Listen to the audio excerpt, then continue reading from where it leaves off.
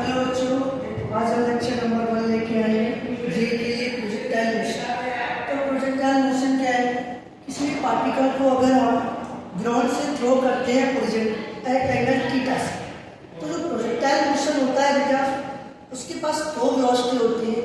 एक तो आपके पास बेटा हॉरिजॉन्टल वेलोसिटी रहेगी, एक आपके पास वर्टिकल वेलोसिटी। तो जो हॉरिजॉन्टल वेलोसिटी होती है मैंने लिखा है वर्टिकल वेलोसिटी रहेगी बेटा यू साइन थीटा, एंड आपकी हॉरिजॉन्टल वेलोसिटी रहेगी यू कॉस थीटा। कैसे प्रोजेक्टाइल में क्या है, मैंने क्या बेटा बोला, एक पार्टिकल है यू वेलोसिटी से थ्रो किया है एंगल थीटा, तो पार्टिकल इस तरीके से डिस्पर्स है। याद है बेटा, ये horizontal velocity you cos theta and vertical velocity component है v sin थीटा।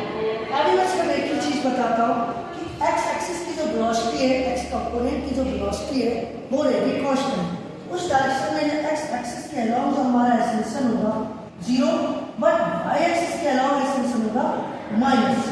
हमें एक चीज पूछनी है कि माना suppose that particle x time t के बाद दिस पॉइंट पे पहुंचे, इसमें ये कंपोनेंट u cos थीटा ही रहेगा, वर्टिकल वेलोसिटी का हॉरिजॉन्टल वेलोसिटी का भी चेंज नहीं होती, और ये एंगल वेरिएशन हुआ अल्फा। हम देखेंगे v y की वेलोसिटी क्या रहेगी आफ्टर टाइम t के। पूरे प्रोसेस के दौरान आपको मैक्सिमम आएगी इस पॉइंट पे v y की वेलोसिटी तो 0 हो जाएगी, लेकिन x कंपोनेंट की वेलोसिटी फिर भी रहेगी u cos थीटा। तो ये वेलोसिटी तो रहेगी। अब इसमें क्या रहेगा, इस पॉइंट पे पार्टिकल थ्रो किया तो इसमें डिस्प्लेसमेंट y एक्सिस के अराउंड 0 हो जाएगा, x एक्सिस के अराउंड r। ये पूरा प्रोसेस के दौरान जो रेंज चली है वो कितनी है r, और ये रेंज कितनी रहेगी बेटा r y। तो हम इस पॉइंट पे लिखेंगे डिस्प्लेसमेंट y एक्सिस के अराउंड r y, यानी y एक्सिस के अराउंड h, x एक्सिस के अराउंड r y 2। हमें तो ये देखना है कि आफ्टर टाइम t के बाद जो पार्टिकल है इसकी कोऑर्डिनेट x, y है। इस पॉइंट पे ये पार्टिकल कितने टाइम में यहाँ पहुंचेगा और इस कंपोनेंट की वेलोसिटी क्या रहेगी। तो v y की कंपोनेंट निकालते हैं। v y इस क्वेश्चन को क्वेश्चन से लगा सकते हैं।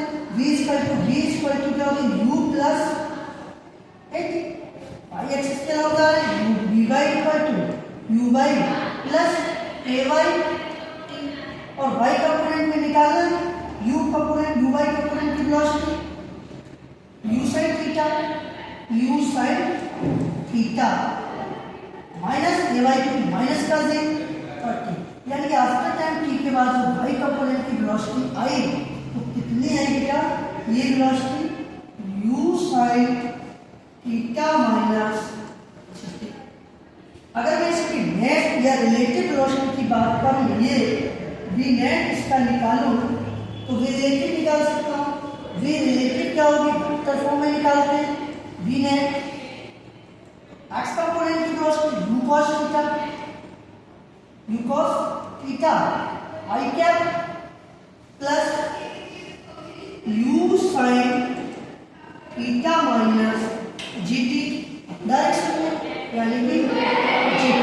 हम इसका ये नेट वेलोसिटी भी, हम एंगल भी निकाल सकते हैं। कितने एंगल चाहिए, तो एंगल अल्फा कितना tan alpha perpendicular upon base, perpendicular y component की वेलोसिटी और x कंपोनेंट की वेलोसिटी, ये हम एंगल निकाल सकते हैं। y कंपोनेंट की वेलोसिटी मिला है और x कंपोनेंट की वेलोसिटी।